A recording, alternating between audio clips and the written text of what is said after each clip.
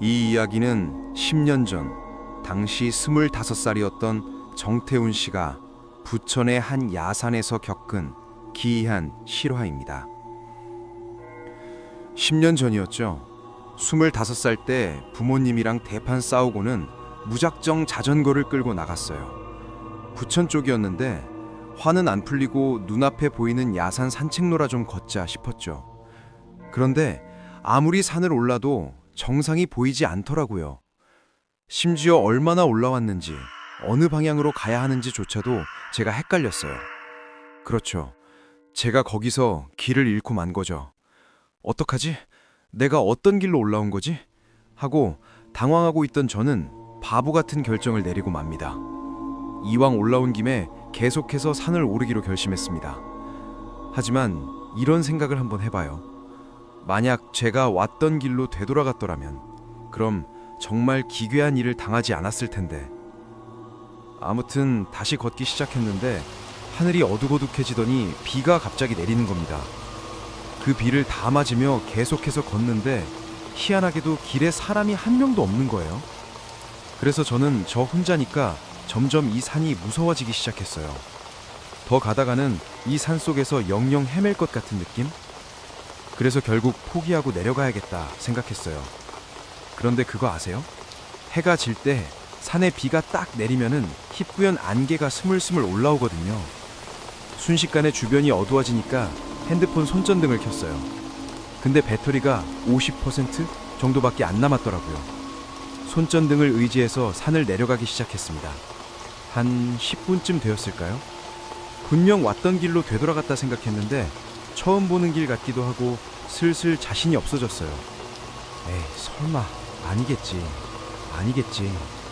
불안한 마음을 가다듬고 계속해서 걸어갔어요. 한참 걸어가다가 그만 그 자리에서 멈춰서 버렸어요. 10분 전에 지나갔던 나무가 또 나타났어요. 어떡하지? 어디로 가야 하나? 저는 당황해가지고 119에 전화를 하기 시작했습니다. 하지만 그게 불가능했어요. 핸드폰 화면에 통화 가능 지역을 벗어났습니다 라고 떠 있었어요. 그때부터 온몸이 벌벌 떨리면서 여기서 죽으면 영영 엄마 얼굴 못 볼 텐데 통화 계속 먹통. 저는 정말 지푸라기라도 잡는 심정으로 산속을 계속해서 헤맸어요. 하지만 끝내 배터리 0%. 핸드폰 전원이 나가고 저는 그 산속에 진짜 홀로 남겨지게 되었습니다. 근데 갑자기 저기 어둠 속에서 무슨 발소리가 들리는 거예요. 처벅.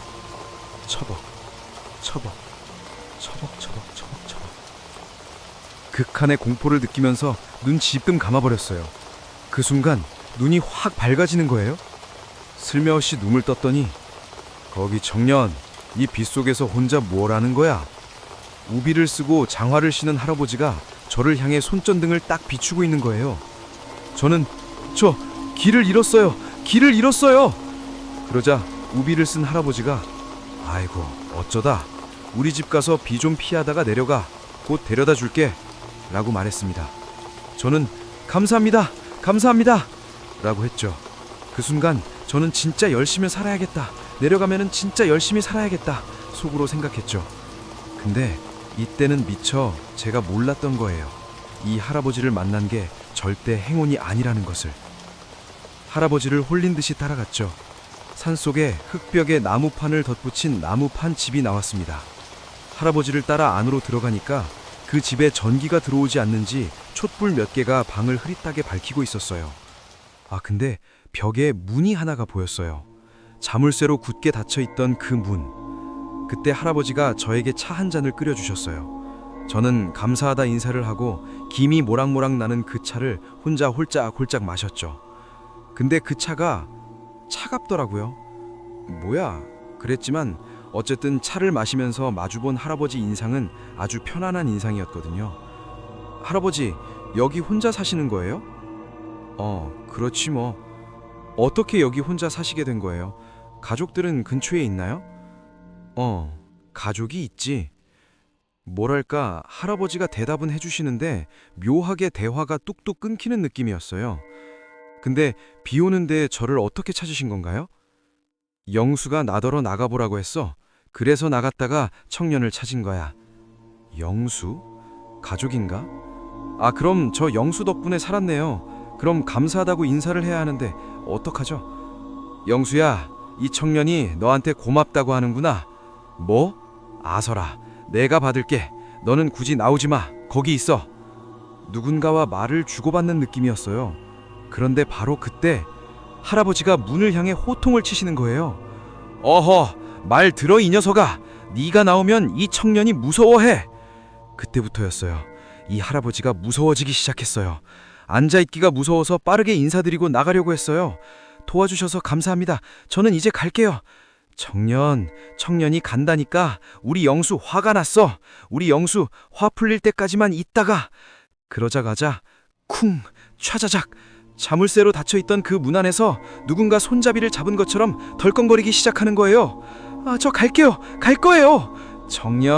청년이 간다고 하니까 우리 영수 화가 났잖아. 할아버지가 호통 소리와 함께 문에 걸어두었던 자물쇠가 확 떨어지면서 문이 열리는 거예요. 비명을 막 지르면서 그 집을 막 뛰쳐나왔어요. 내려오다가 둘뿌리에 넘어진 거예요. 바로 그때 나뭇가지를 밟으면서 누군가 내려오는 거예요. 그리고 저는 그 자리에서 마주치는 순간 기절해버렸습니다. 기절하고 시간이 얼마나 지났을까요? 귓가에 어렴풋이 소리가 들리는 거예요. 학생, 일어나봐! 학생! 정신 차려 보니까 하산하는 등생객들이 제 주위에 쫙 둘러서 있는 거예요. 제 뒤에 어떤 남자 못 보셨어요? 제 뒤에? 학생, 자네 왜 혼자 있어?